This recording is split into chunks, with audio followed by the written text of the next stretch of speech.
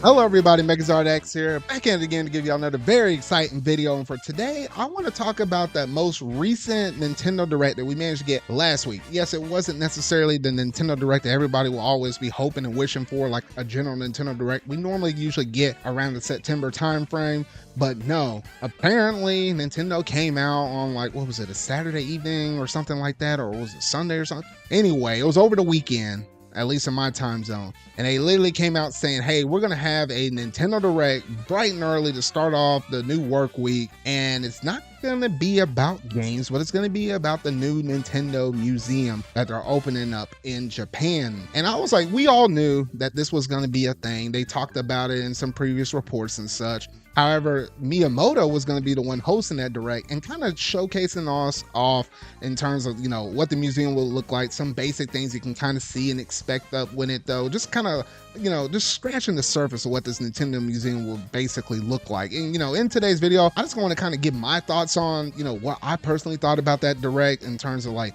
everything to showcase off within the museum.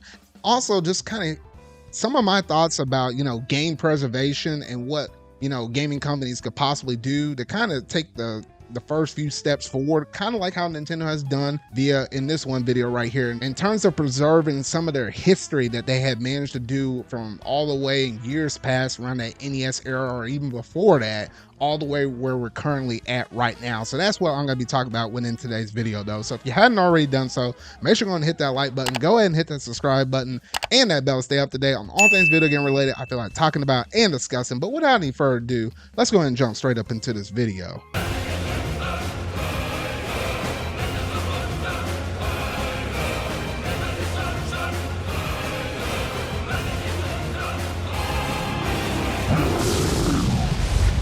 All right, so to kick things off with this Direct, we're greeted with Miyamoto himself. I like how Miyamoto's just literally having the time of his life. Like, he literally talked about the Mario movie as well as the theme parks and stuff opening up. It seems like he's having a blast and now hosting up a new Direct for the Nintendo Museum, though. So I know Miyamoto is having a good life right about now, though. But at least when he first started it off, he kind of gave a little bit of history in terms of like exactly where the museum is actually taking place, which is kind of cool, where the grounds that this museum is actually on is literally where some of the origin of where Nintendo had its history, because Nintendo hasn't always been the company to make video games. Well, before that, it used to make like Hanafuda cards, as well as like a whole bunch of other different things that you might have saw, like toys or something like that, in the sense of, you know, just things to kind of keep your families entertained, especially if you're a family that had like a bunch of kids or you and your siblings and such like that. Like, that's where Nintendo's roots of it all began and started. So it's interesting how the museum is basically at one of the older buildings that used to do all of that stuff way back in the past, though. But then Miyamoto comes out in like one of the different floors, and we can kind of tell that, you know, he just kind of scratched the surface in terms of like all the different floors that might possibly be in this museum, though. But obviously he kind of showed off some of the flashiest floors that I would personally say, though. But even on that first one he managed to showcase off, you saw all of these different controllers, giant controllers just hanging from the ceiling, though. Everything from a Nintendo 64 controller to a GameCube one, a DS, the Wii Remote, the nunchuck, though. Even in the far back, you had the Nintendo 3DS. I was like, man, oh man, this is great stuff. And then even on all of those walls, even if you were just to pause during one of those moments, though, they have like a different assortment of different games that you were able to see for those said different systems, everything from the DS all the way over to potentially even like the NES and such. And now, however, the cool thing about this is it's not just the standard cartridge that you might remember it as via like if you were living in the North America region. No, you had different box arts for like the Japanese region, the European region, even the North American region, though, because, you know, different art illustrations vary from region to region. So I really do love that. And then even if you were thinking about certain consoles like the NES or the Famicom or the Super Nintendo or the Super Famicom, they have those different versions as well for the different consoles, depending on whatever region you happen to be in, whether it's like the North American, European, or even the Japan regions, respectively, though. So it's really cool seeing all of that. And then even on the TVs on the tops, they have gameplay footage from certain games, depending on whatever section you happen to be residing in. I'm like, man, I just love all the different attentions to details on all of that, though. Man, oh man, it'll be be great to have like a giant Nintendo 64 controller just hanging from my wall or something like that. But yeah, that was just one different floor that they managed to have though. So I was like, okay, I really did like all the different stuff that they were kind of showcasing off thus far though. So it's pretty cool in terms of like the first floor, even showcasing off some of the weird stuff, like anything that had fitness related kind of things, because you know Nintendo, they do like to have their fitness related games. Y'all remember games such as Ring Fit on the Nintendo Switch, or even things such as like Wii Fit. Everybody and their mama probably had a Wii Balance board and stuff, and then they even had some different things and stuff for like the Super Nintendo stuff. Not like how you even saw like little details, like, you know, the question block that you managed to hit in Super Mario Brothers. They had like the evolution of the blocks from it going all the way from that NES block all the way to like the 64 block you managed to get for like the wing cap in Super Mario 64, all the way up to the current block we managed to get now in most of our 2D Mario games. So it's just little details like that, just showcasing off the gaming history throughout all of these different years and such.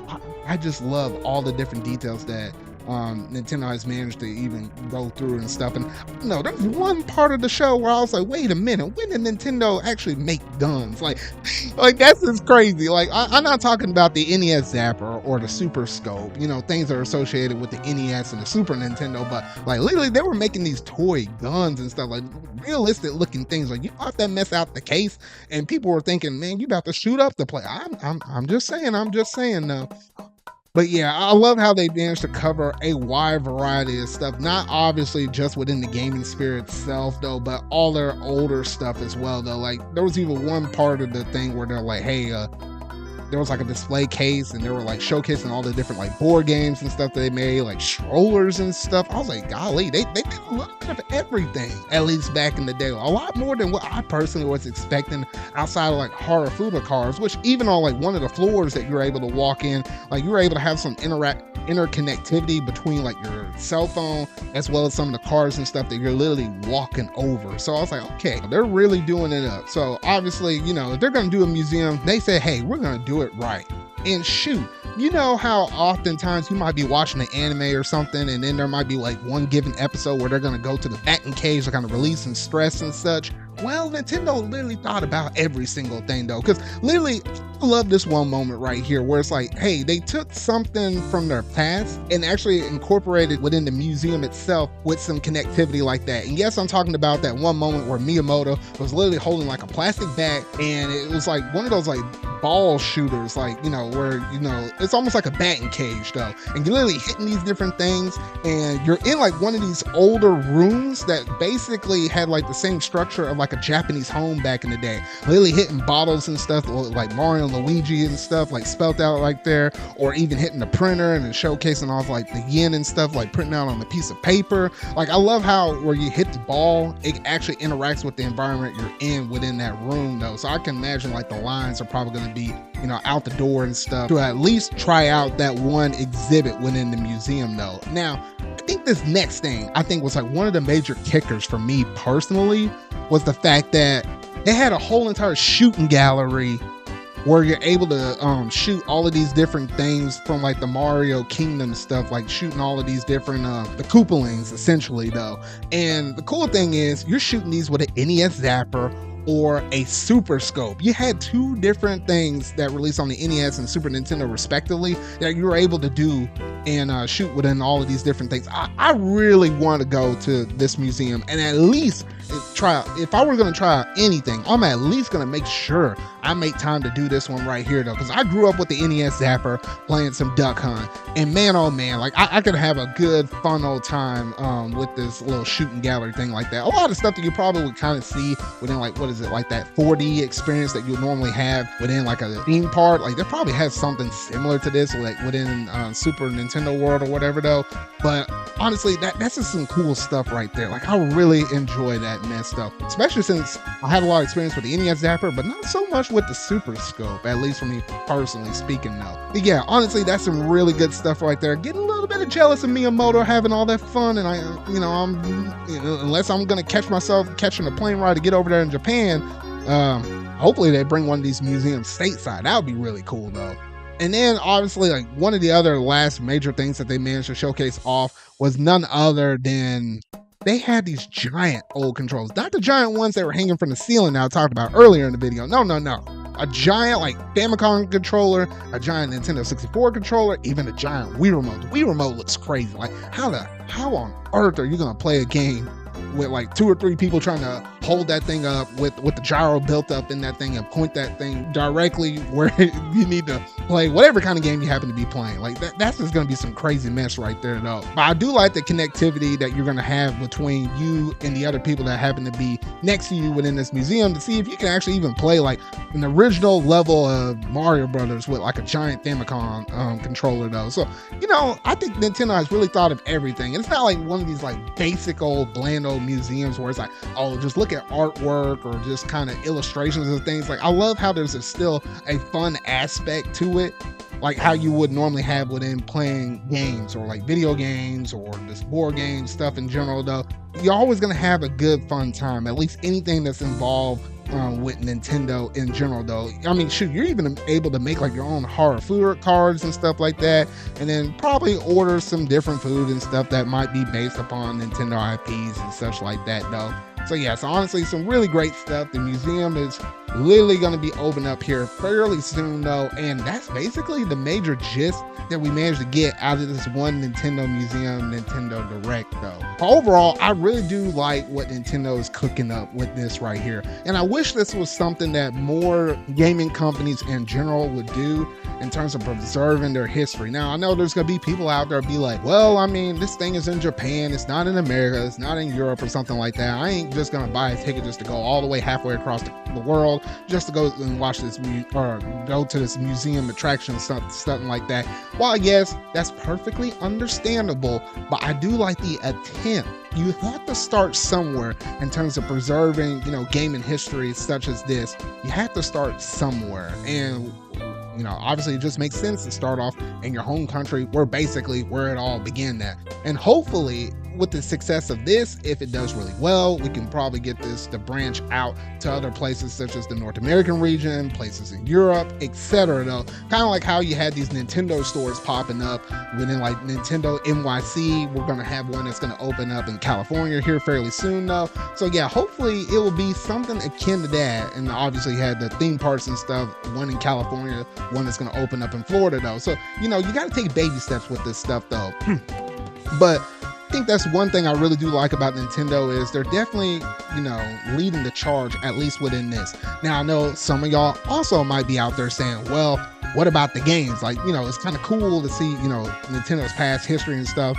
Obviously, they're going to cater heavily and extensively to their first-party games, though. But, like, what about just playing the games, though? Like, obviously, you know, emulations happen to be a big thing and stuff like that, though. And a lot of people will say, well, if you can't necessarily go out there and, you know, buy the games and such, then it kind of gives you the room to basically go out there to places like internetarchive.com and just freely download the game though. And while yes, I'm not going to necessarily say that's right or necessarily wrong because it's technically in a gray area though, I do think that games definitely need to be preserved, kind of like what you could see in this museum, or basically have them playable in certain places so that way things don't just get lost to the sands of time, or basically like the source code just doesn't get lost or something. So that way you could potentially get remakes or remasters of games, you know, well off into the future though. And it's crazy to think that Nintendo is already a company that's literally over 100 years old at this point right now though. That's just crazy to believe in and of itself though. But yeah, I love the fact that Nintendo's starting off a museum.